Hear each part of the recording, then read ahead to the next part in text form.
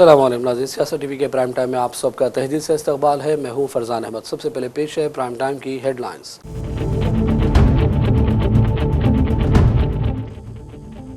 रियासती वज़ीर पूनम प्रभाकर ने एपी के डिप्टी सीएम पवन कल्याण की मजम्मत की। तेलंगाना के खिलाफ बयानात को लेकर अफसोस का किया इजहार।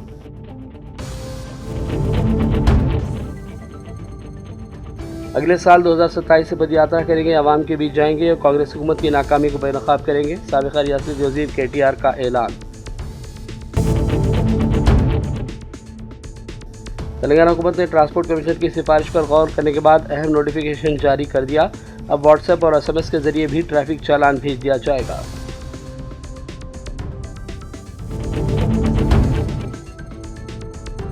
सऊदी अरब से हज बैतुल्लाह की अदायगी के बाद हुज्जाज कराम की वतन वापसी जारी।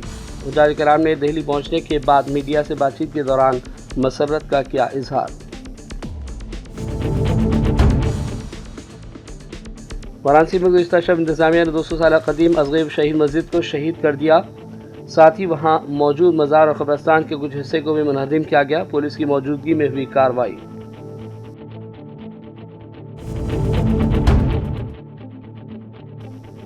दिल्ली के मालियानगर वाक़ हौज रानी इलाके में आज एक रेस्टोरेंट खौफनाक आग की लपेट में आ गया। कम से कम 21 अफराद लुक़्मे अजल, मुतअद्दिद हुए दीगर जख्मी।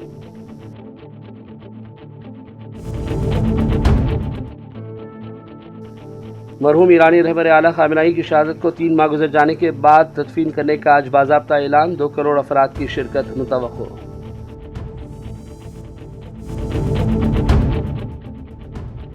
और ईरान और अमेरिका के दरमियान मुज़ाकिरात मुसलसल जारी। अब वक्त आ गया कि किसी न किसी तरीके से मुआहदा कर लिया जाए, ट्रंप का बयान।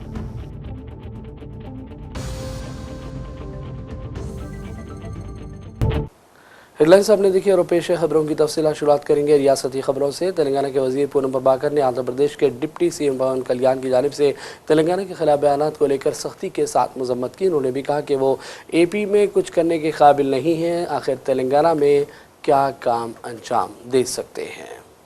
पवन कल्याण या कोई भी हो इस देश में कहीं भी घूम सकते हैं और उनका सेंटिमेंट्स को हार्ट करते हुए, सेंटिमेंट्स को क्रिटिसाइज करते हुए वहां जाके फिर राजनीति करना नामुमकिन है। उनका खुद का स्टेटमेंट में हम आंध्र में कुछ नहीं कर पा रहे, तेलंगाना में क्या करते हैं, मगर आगे तेलंगाना फॉर्मेशन डे के बाद, फॉर्मेशन डे के दिन उन्हें आके कुछ नखरे करने की कोशिश करना, दैट इज नॉट गुड। वही हमने बोला है और उन्हें बोला है तेलंगाना बाइफरकेशन के बारे में फिर एक बार क्रिटिसाइज किया है और हम यही पूछता है तेलंगाना डेफिनेटली हमारा ही जागीर है। तेलंगाना 4 करोड़ का जनता की जागीर है, उनका जागीर नहीं है। सर आपका साबिक़ा रियासती वज़ीर KTR ने कहा है कि वो अगले साल यानी 2027 से पदयात्रा करेंगे, अवाम के दरमियान जाएंगे और कांग्रेस हुकूमत की नाकामियों को बेनकाब करने का काम अंजाम देंगे। अवाम से रास मुलाकातें भी होंगी। KTR ने दावा किया कि अगली मरतबा तेलंगाना में BRS फिर एक मरतबा इख्तिदार में आएगी। నేను లాస్ట్ టైం చెప్పాను బ్రదర్, మళ్ళీ చెప్తున్నాను. నెక్స్ట్ ఇయర్ చేస్తాను పాదయాత్ర. ఈ లోపల కొద్దిగా ఫిట్ అయిదామని చూస్తున్నా సతీష్ నీలాగా. ఫిట్ అయ్యి నెక్స్ట్ ఇయర్ పాదయాత్ర స్టార్ట్ చేస్తాను. నెక్స్ట్ ఇయర్ ఎప్పుడు అనేది పార్టీ నిర్ణయిస్తుంది. బట్ 2027లో డెఫినెట్గా పాదయాత్ర చేస్తాను. ఎక్కడి నుంచి ఎక్కడికి, ఎప్పుడు ఏ టైమ్స్ చేయాలి, ఇవన్నీ కూడా పార్టీలో మిగతా పెద్దలందరితో కూడా మాట్లాడి డిసిషన్ తీసుకుంటాం. Thank you.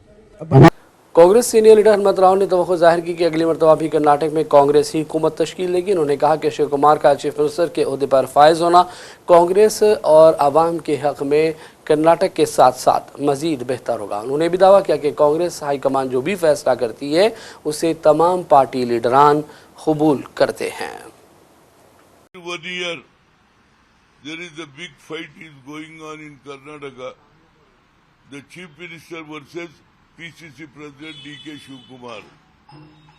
Finally, in the interest of the Karnataka people, Rahul Gandhi and Mallikarjun and AICC President and Secretary, General Secretary Venugopal, finally they took a decision, and also Siddaramaiah has also accepted the High Command word and he has resigned, and today the new Chief Minister will be D.K. Shiv Kumar. At the same time, High Command has given an opportunity in the working president CWC. They have given in the national politics. I hope definitely both of them, whatever the promises they have done to the common people for Karnataka, definitely they will be success in the future. Whatever the promises, next elections also in the Karnataka, Congress government will come. I want to thanks to the High Command. At the same time, I will congratulate him to D.K. Shiv Kumar being a new Chief Minister.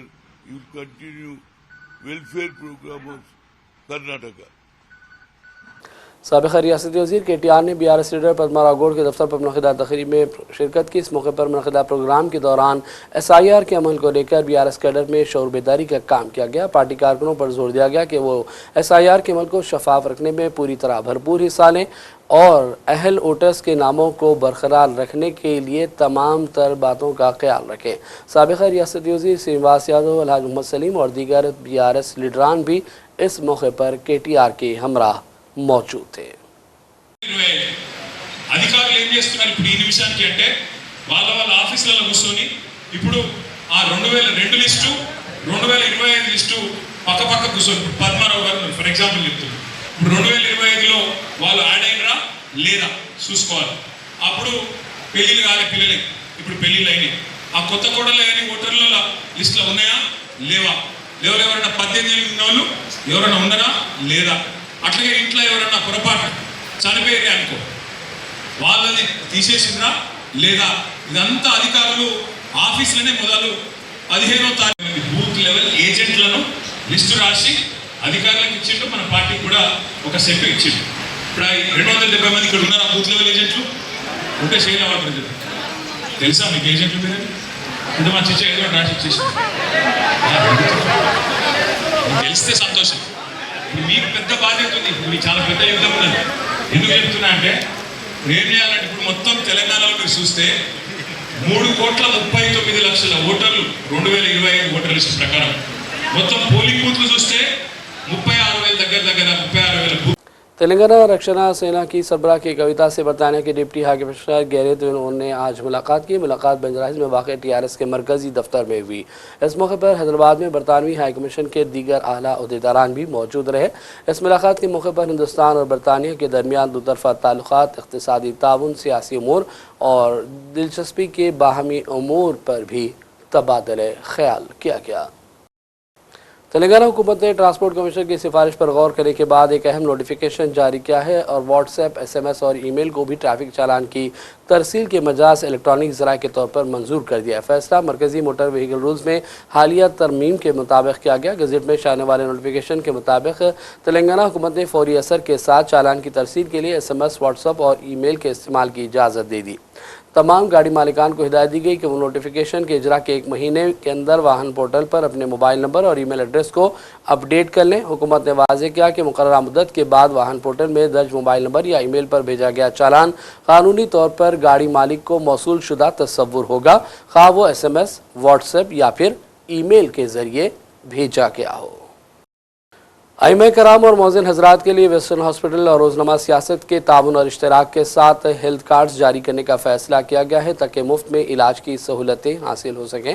शहर हैदराबाद के आइमा हजरात और मौज़िन हजरात इसके लिए दरख्वास्त दाखिल कर सकते हैं। मोती नाला चौक दबीरपुरा हैदराबाद में कचरे के अंबार पड़े हुए हैं, ताफुन भी फैल रहा है। मुकामी लोगों ने बल्दी हुकाम से अपीलें की हैं कि मानसून से कबल नाले की सफाई का काम फौरी तौर पर करवा लें, वरना मानसून के दौरान मज़ीद शदीद मुश्किलात का सामना करना पड़ सकता है। और अब खबर रियासती मौसम के हवाले से। महकमा मौसमियात ने तेलंगाना के लिए अहम इंतबाह जारी किया और कहा कि चाशमा और जुमेरात को रियासत के कई अजला में दरमियानी से शदीद बारिश मुमकिन है। शुमाली मशरक़ी और जनूबी तेलंगाना के अजला बारिश से ज़्यादा मुतासर हो सकते हैं।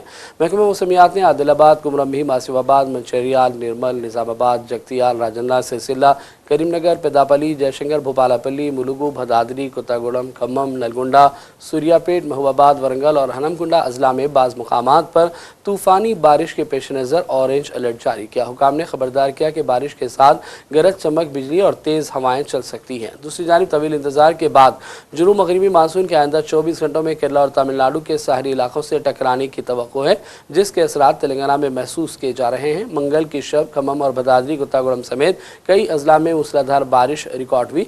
महकमे ने किसानों और आवाम से एहतियात बरतने और मौसम से मुताल्लिक़ ताज़ा हिदायत पर अमल करने की हिदायत दी है।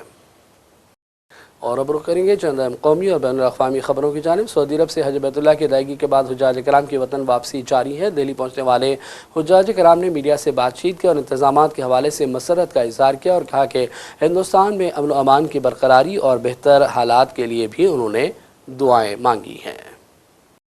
हज यात्रा की बहुत ज़्यादा खुशी है जी, हमें बहुत ज़्यादा खुशी है। और अपनों से बिछड़ कर ये सफ़र बहुत आसान नहीं होता, बहुत मुश्किल होता है, लेकिन अल्लाह ताला ने इसको बहुत आसान फरमाया। और हमने अपने लिए, अपने परिवार के लिए, अपने देश के लिए, सभी के लिए हमने दुआओं की दरख्वास्त करी है। और ये भी कहा गया है कि देश के अंदर अमन रहे और सब लोग भाईचारे से रहें। जो माहौल ख़राब हो जाता है उस माहौल की खराबियत से बचें और अपने एक साथ जुट रहें। ये यूनिटी में ही पावर है और अगर हम एक साथ रहेंगे तो कोई भी हमारा कुछ नहीं करेगा। और जहाँ से हम आ रहे हैं वहाँ पे भी यही रूल है, सब एक साथ रहना पसंद करते हैं, तो हमें भी यहाँ एक साथ रहना चाहिए। सरकार की किस तरीके से व्यवस्था थी हज यात्रा को सुगम बनाने के लिए? हमने देखा कि यहाँ से जाने से लेकर आने तक कोई परेशानी किसी भी हाजी को नहीं हुई है। अब आप देखेंगे तो 15 से 20 लाख जब पीपल्स वहाँ एक साथ इकट्ठे होंगे तो थोड़ी बहुत हल्की फुल्की डिस्टर्बेंस होती है, बट सऊदीया गवर्नमेंट का हम ये शुक्रिया करेंगे, उन्होंने एक सेकंड के लिए भी किसी को परेशानी का प्रोसीजर नहीं बनाया। और हर वक्त वो हेलीकॉप्टर से अपने उनके सिक्योरिटी गार्ड, पुलिस सब तैनात थे 24 घंटे 24/7। और एम्बुलेंस की सर्विस हर जगह अवेलेबल थी और डॉक्टर्स की टीम भी थी। अगर आप किसी को चोट भी लग जाए तो डॉक्टर अवेलेबल थे। इंडियन मेडिसिन भी अवेलेबल है और आपकी सऊदी भी अवेलेबल है। बस एवरीथिंग इज गुड, आई से नथिंग अबाउट इट। दुआएं सबके लिए खूब सारी मांगी हैं, बहुत सारी मांगी हैं, बहुत सारी कबूल हो गई और इंशाल्लाह बहुत सारी कबूल हो जाएंगी।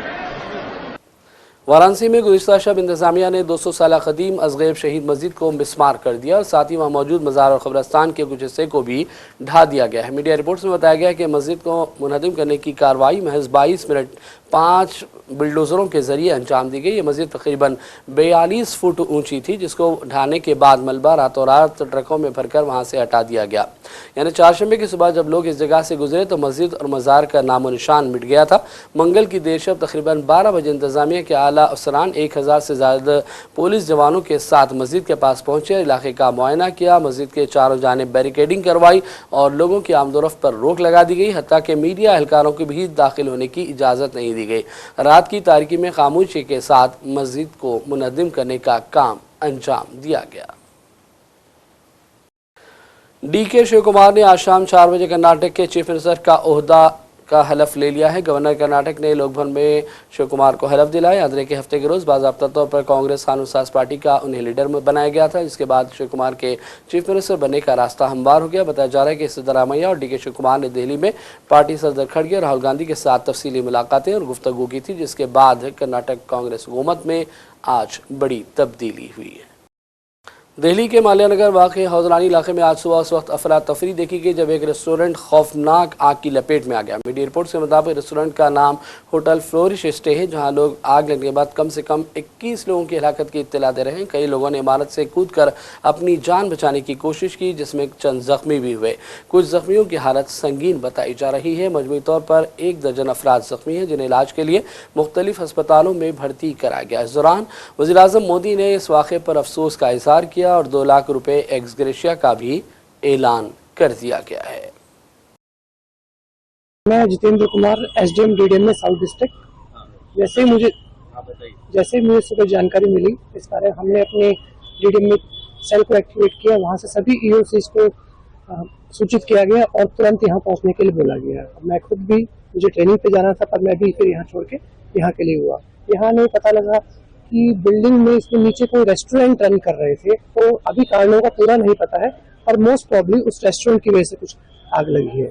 जो घटना हुई है, कितने घायल हैं, कितने मृतक अभी तक बताए गए? अभी एग्जैक्ट डिटेल्स अवेलेबल नहीं हमारे पास में। 4 बॉडी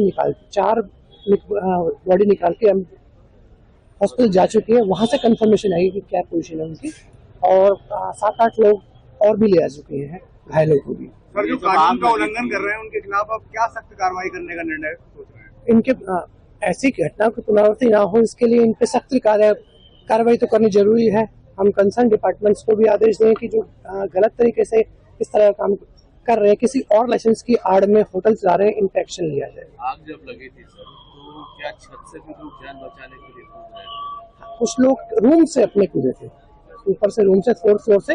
यहाँ के लोकल लोगों ने गद्दे नीचे लगा दिए थे ताकि जिसपे उनको चोट ना लगे। एक से ज्यादा बिल्डिंग में आग लगी है या फिर एक ही बिल्डिंग में है? टाइम पर BACS ने बिजली कट कर दी, इसकी वजह से ये हादसा थोड़ा कंट्रोल में आ गया। दुखद है बट फिर भी थोड़ा कंट्रोल में रहा। सर, आप अपने क्षेत्र में कोई रूटीन विजिलेंस नहीं करते हैं तो आपको पता चल सके कि इस तरह से हमारे क्षेत्र में कितने इलीगल ऑलरेडी चल रहे हैं?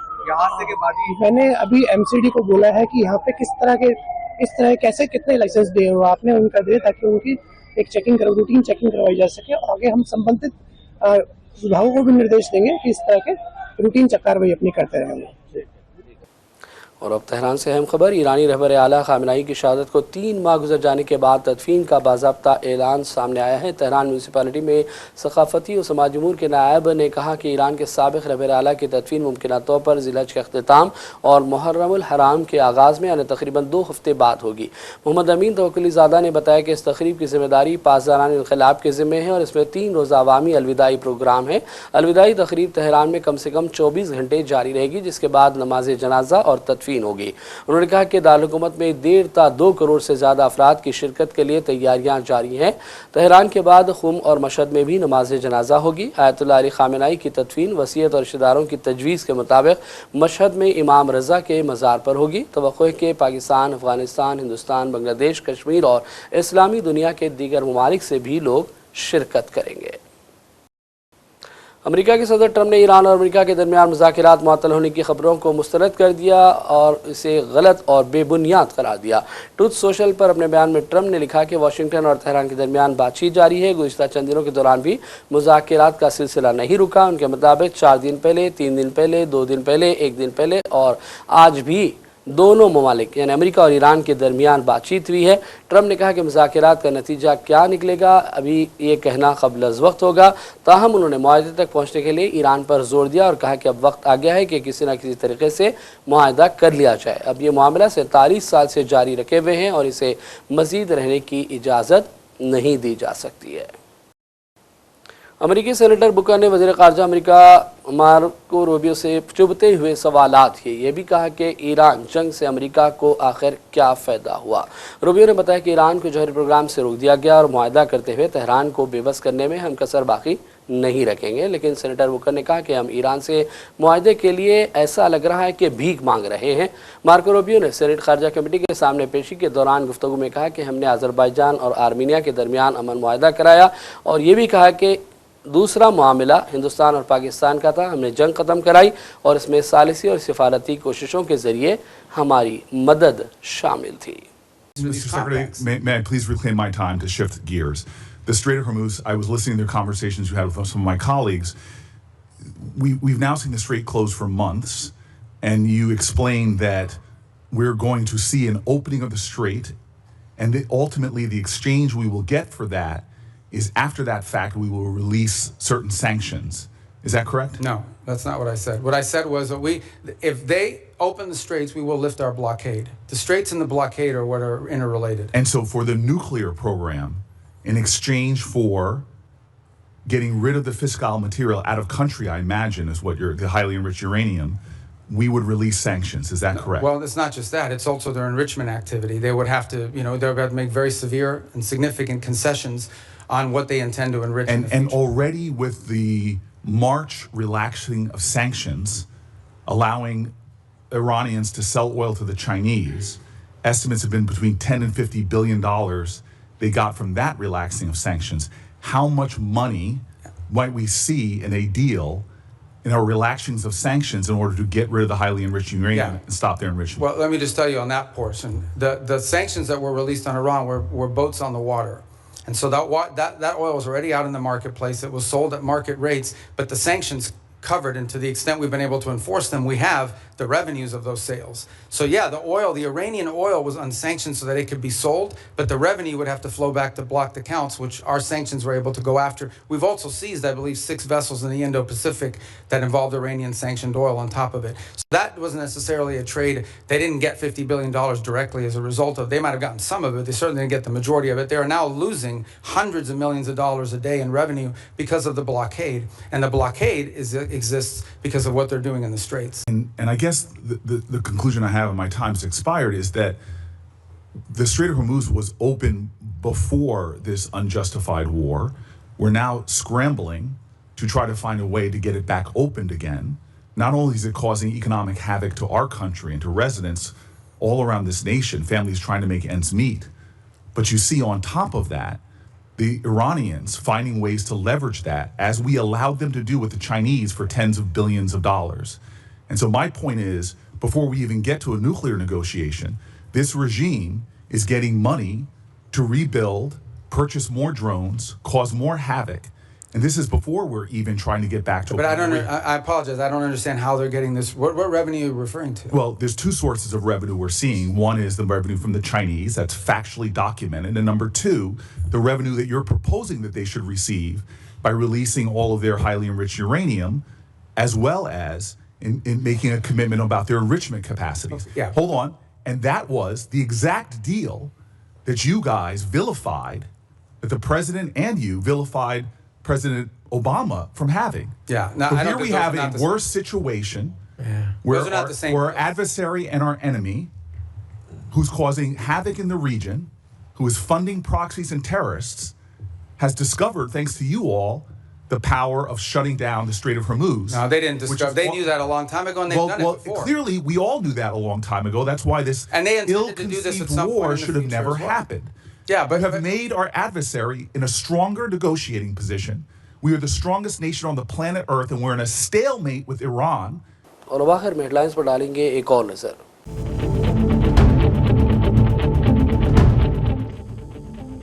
रियासती वजीर पूनम प्रभाकर ने एपी के डिप्टी सीएम पवन कल्याण की मजम्मत की। तेलंगाना के खिलाफ बयानात को लेकर अफसोस का किया इजहार।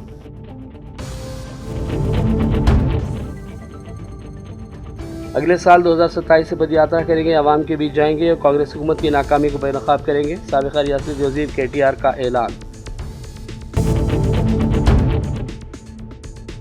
तेलंगाना हुकूमत ने ट्रांसपोर्ट कमिश्नर की सिफारिश पर गौर करने के बाद अहम नोटिफिकेशन जारी कर दिया। अब व्हाट्सएप और SMS के जरिए भी ट्रैफिक चालान भेज दिया जाएगा।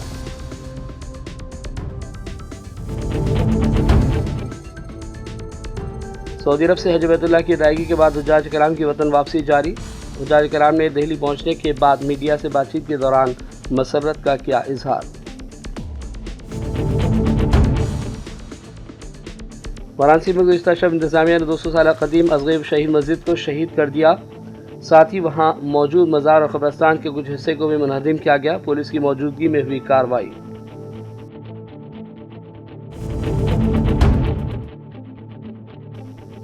दिल्ली के मालियानगर वाक़ हौज़ रानी इलाके में आज एक रेस्टोरेंट खौफनाक आग की लपेट में आ गया। कम से कम 21 अफराद लुक़्मे अजल, मुतअद्दिद हुए दीगर ज़ख्मी।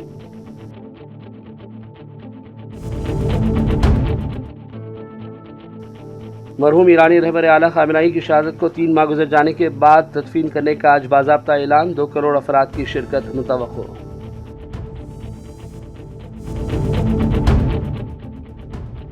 और ईरान और अमेरिका के दरमियान मुज़ाकिरात मुसलसल जारी। अब वक्त आ गया कि किसी न किसी तरीके से मुआहदा कर लिया जाए, ट्रंप का बयान।